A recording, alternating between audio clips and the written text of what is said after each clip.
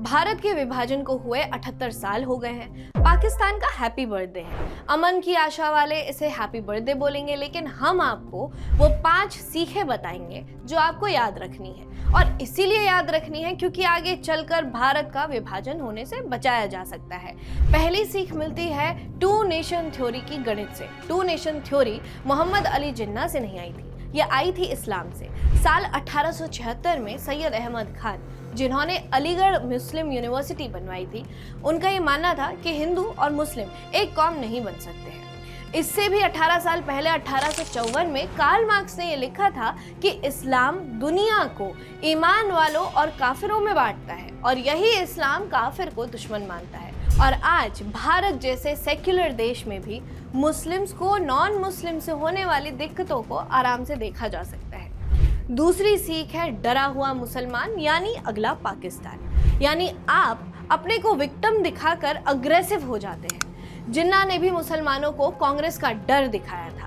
उसकी नज़रों में नेहरू और गांधी हिंदूवादी लीडर्स थे। जिन्ना के हिसाब से मुसलमानों पर अत्याचार हो रहे थे। ये सारी बातें आप पीरपुर रिपोर्ट, जो बंटवारे से 9 साल पहले लाई गई थी, उसमें लिखा हुआ देख सकते हैं। जहां वो पीरपुर रिपोर्ट में खुद को विक्टिम बता रहे थे, वहीं मालाबार जेनोसाइड और कोहत राइट्स में हिंदुओं का नरसंहार किया जा रहा था। और यही मानसिकता आज भी जीवित है। एक तरफ वो लव जिहाद करते हैं तो दूसरी तरफ भगवा लव ट्रैप का झूठ कहकर खुद को विक्टिम बताते हैं। एक तरफ वो शिवलिंग को फव्वारा कहते हैं, हिंदुओं की भावना को आहत करते हैं, और वहीं नुपुर शर्मा के सर तन से जुदा के नारे भी लगाते हैं। तीसरी सीख है पाकिस्तान पैदा होता है कन्हैया लाल जैसों को मारकर। कमलेश तिवारी या कन्हैया लाल की हत्याएं लॉ एंड ऑर्डर में या राजनीति जैसे डिबेट में घुमा दी जाती है, और यही वो एक सिग्नल है पाकिस्तान बनने की ओर। यह हत्याएं रसूल की शान में गुस्ताखी के नाम पर की गई थी। पाकिस्तान की पैदाइश भी ऐसे ही एक हत्या से हुई थी। नाम था महाशय राजपाल। इन पे रसूल की शान में गुस्ताखी का आरोप लगाया गया था। इन्होंने वैसा ही किया था जो नुपुर शर्मा ने किया था। हिंदू देवी देवताओं के खिलाफ एक टिप्पणी का जवाब दिया था और इल्मुद्दीन नाम के शख्स ने इनकी हत्या कर दी थी। और इल्मुद्दीन के डिफेंस में उतरे थे मोहम्मद अली जिन्ना और अल्लामा इकबाल। एक पाकिस्तान का राजनीतिक बाप था तो दूसरा वैचारिक बाप। चौथी सीख है आज का मुसलमान इलाका यानी कल का नया पाकिस्तान।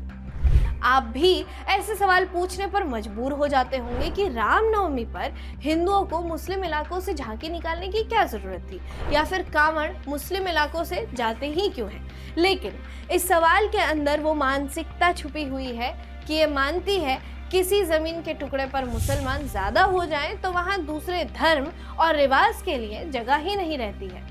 ये उसी फासिस्ट इंडिया की बात हो रही है जहां शुक्रवार को स्कूल्स में छुट्टी दे दी जाती है और बंगाल और झारखंड जैसी जगहों में शरिया कोर्ट बना दिए जाते हैं। ऐसे इलाकों को कोई मिनी पाकिस्तान कहे तो उसे कम्युनल बोल दिया जाता है। तो आप खुद सोचिए कि इन मिनी पाकिस्तान को पूरा पाकिस्तान बनाने में कितना समय लगेगा। आखिरी सीख ये है कि पाकिस्तान से पहले खिलाफत आ जाता है। भारत में सीए लाए जाने के खिलाफ जामिया की दीवारों पर भी खिलाफत 2.0 लिख दिया गया था। गुलाम भारत में वो खिलाफत भी पाकिस्तान की शुरुआत थी।